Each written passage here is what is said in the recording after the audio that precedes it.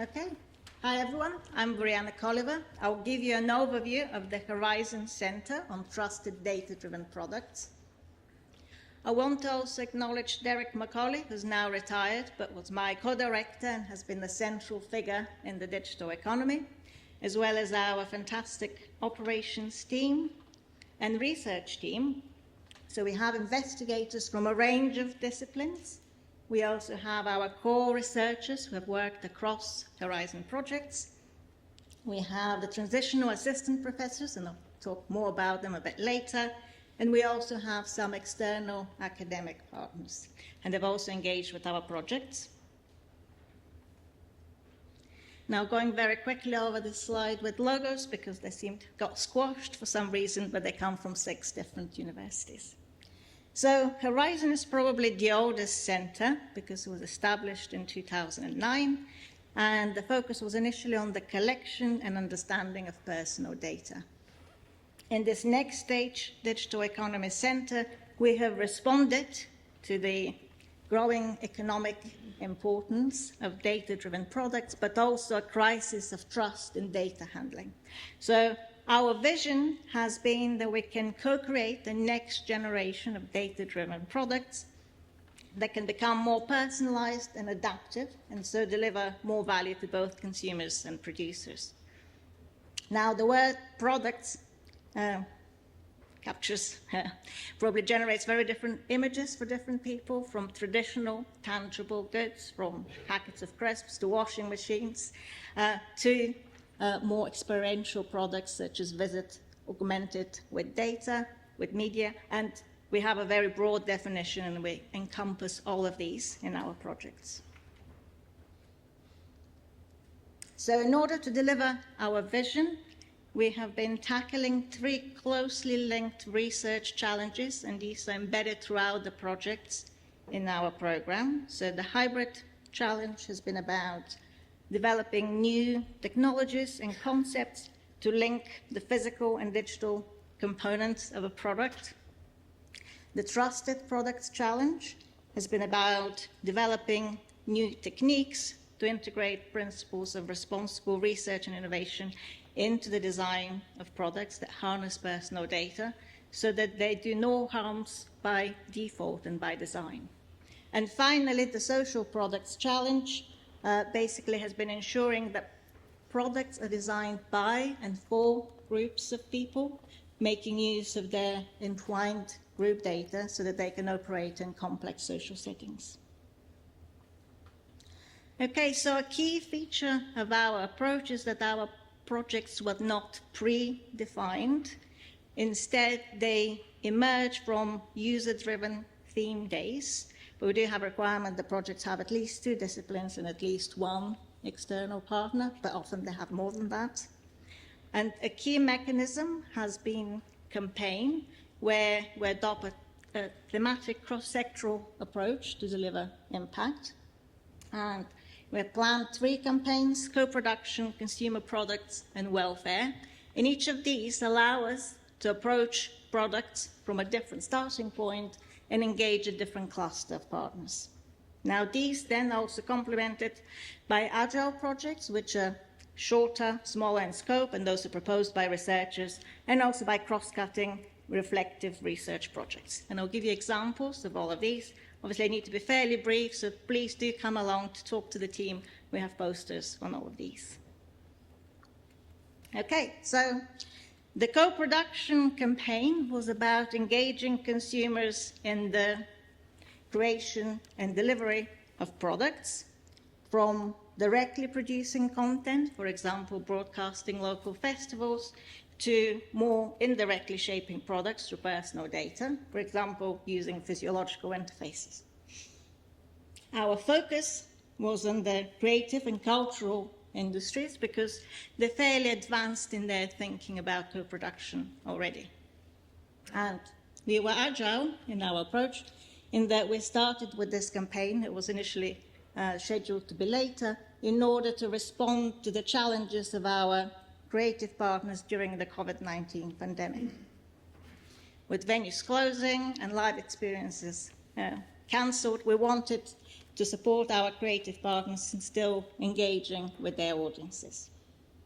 So, one of our project's future festivals explored how we can enrich the performer and audience experience in blended festivals. This is where the audience and performance are in a mix of physical and virtual venues and interact together. And the work began by delivering and studying festivals using existing platforms, such as the Facebook Watch Party system and Steam Park. And then based on the lessons from these and the challenges, we developed a new platform called Bubbles, which is a 3D multi-user environment with live feeds for different stages and showing performers. And then the unique feature of this was that users join in bubbles and they can have audio-video communication with others in the same bubble while still being aware of the rest of the crowd, but this ensures scalability. And also performers use the same system rather than separate broadcasting software. This has been used then to deliver a number of festivals such as Vox Jam and Upbeat, as well as the University of Nottingham Diversity Festival, and also by the National Holocaust Centre and Museum to deliver their education programme. And the platform is still in use and various events are being planned. The storytelling project also responded to the challenges of the COVID-19 pandemic with live storytelling events cancelled.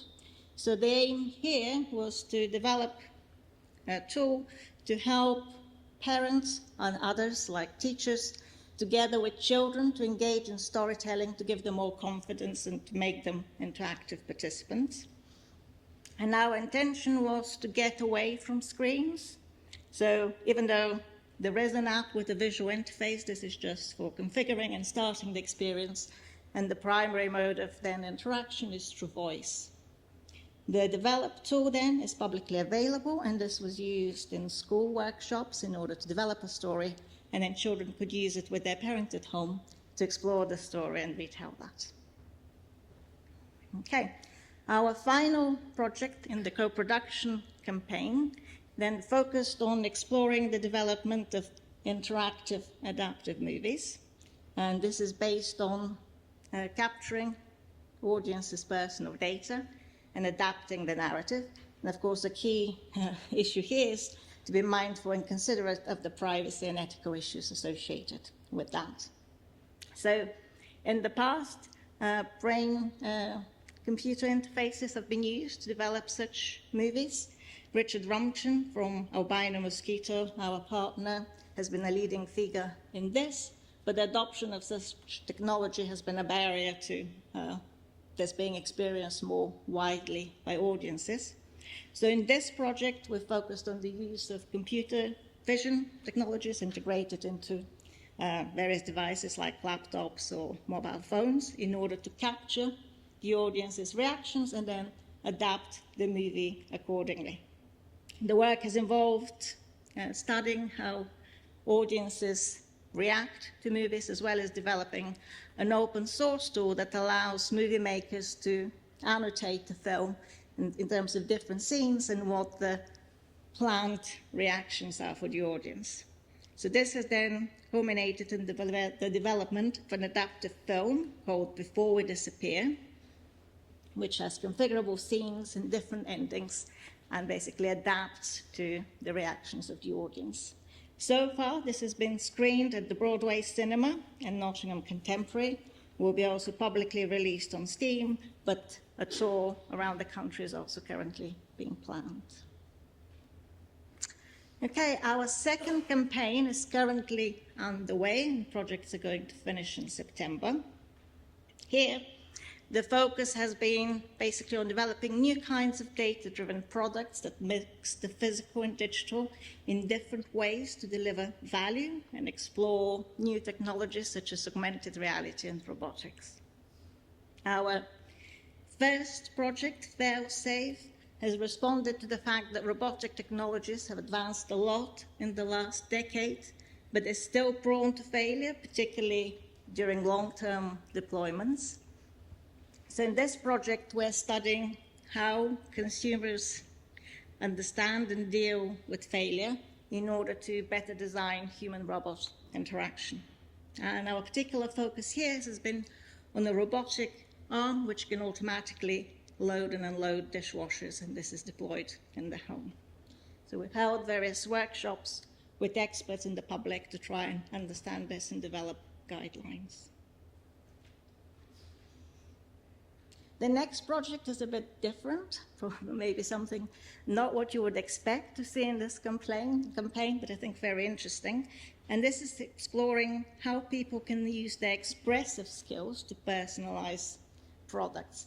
Our focus has been on disabled dancers and how they use their dancing skills, capturing those, and then using the movement information in order to, through generative algorithms, then create the aesthetic look and feel of different kinds of products, from assistive technologies such as prosthetics and crutches through to tableware and other products in the home. And then the final project is a bit more maybe what you would expect to find here, and this is focusing on fast-moving consumer goods. And here we're exploring how digital technologies, interactions, and layers can add value. The challenge is that these are very low cost, so can we actually add any value through using the digital? Is this viable in any way? And we have two scenarios here. One is exploring an augmented snack bowl, which is providing feedback and pacing snacking in collocated gaming contexts. Our second scenario is about an augmented drinks box with augmented reality and supporting cocktail making, again, in a social setting. So both exploring how these technologies integrate in social settings and how they're used over time across multiple sessions. Okay, our final campaign is on welfare.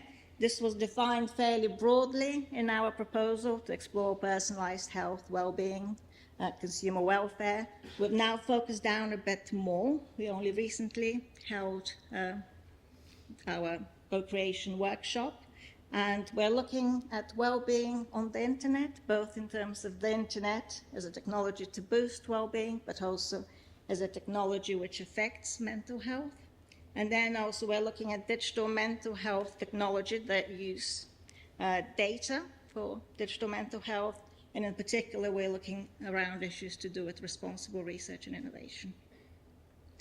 Projects are currently being developed, so if anyone is interested in collaborating, please do come along and talk to us. The idea is that we'll start these in September. Okay, so in terms of a cross-cutting project, we've had research looking at responsible research and innovation all the way through the program. We began by studying how basically the ICT community is implementing ROI and what the barriers and facilitators to this are. And then based on the findings, we have developed various tools. I want to particularly highlight our ROI cards. This is a physical pack of cards that highlights the 4 different activities of the area framework, and then different kinds of issues that researchers need to think about. We do have packs of these cards here available, so if anyone's interested, please come along and talk to the team. They've proved to be very useful in enabling teams to reflect, plan, and prioritize ROI issues in their work. And the cards are also available in a digital form on Miro, and another tool we have is Cartographer, which captures information about how the cards are used within and across sessions, and this is both for the use of the physical and the digital cards, and it's basically a design repository that helps us to understand the different ways in which cards could be used. And this project's also been providing ROI training support to our Horizon projects, but also to the Trusted Autonomous Systems Hub and the Node, as well as to CDTs. Okay, so we've run 3 rounds of Agile projects, and there are too many to present all of them, but even though these have arisen bottom up, there are various themes that can be identified, and I want to highlight two of these. One has been around personalization and safety online. We've had a couple of projects working with the BBC, and first focused around identifying issues to do with personal identity and control of data when online accounts are shared. So how can we do this in a secure and efficient way? And a novel recommender system was developed. The second project then explored how we can create adaptive podcasts using personal data, again in collaboration with the BBC, and a novel product was developed, and again focusing on what the potential privacy issues are. The next two projects have been in collaboration with the Internet Society, examining challenges of moderation of online content, and then kind of going hand to hand with this is how we can create guidance to support the researchers themselves when they engage in such projects to ensure that they feel safe themselves and that they can carry out safe and responsible research. These projects, but also the whole portfolio really, and what we've learned from it, has led us to make some contributions to policy and helped improve regulation. So we've made submissions of research evidence to various DCMS consultations and UK Parliament inquiries. The other theme that I wanted to highlight from Agile projects has been around living sustainably. And this has ranged from studying electric vehicle charging in the home and the various roles and implications of this, leading to various guidelines for our partners involved in the project. We've also studied the effects of media polarization and the dissemination of net zero policies, in particular the effects of collaborative filtering and recommender systems in terms of how such policies propagate. And finally, we've had our Home Zero project. This was initially funded by Nesta, the National Gallery. This is in collaboration with makers of Imaginary Worlds, who developed a mixed reality installation to stimulate family conversation about reducing home emissions. And in Horizon, we've been studying the co-design of this installation with families, and then its deployment across a number of different venues, and it's still being taught around the country. Okay, so as well as impact on policy, we've had a range of impacts. This is from the current Next Stage Digital Economy Centre in terms of publications, public engagements, new artistic products, and open source software. So I just want to conclude also by saying that capacity building has also been very important for us, aiming to develop researchers at various stages of our career, and this has been facilitated through our approach to project creation and delivery. But a particular scheme that I want to highlight is the transitional assistant professors, which has enabled us to recruit highly talented research fellows into the academic career track. These researching on Horizon projects, and they're co-funded by the project and the institution, and they are then transitioning to become full academic staff at the end. And the Cobot Makerspace has also been an important facility for us, which was launched at the start of this Next Stage Centre. And this has provided us with robots and other facilities to prototype human-robot interaction, but also as a flexible space to hold co-design workshops and other public engagement events. And it has also facilitated collaboration with other initiatives such as the Trusted Autonomous Systems Hub. Okay, thank you very much.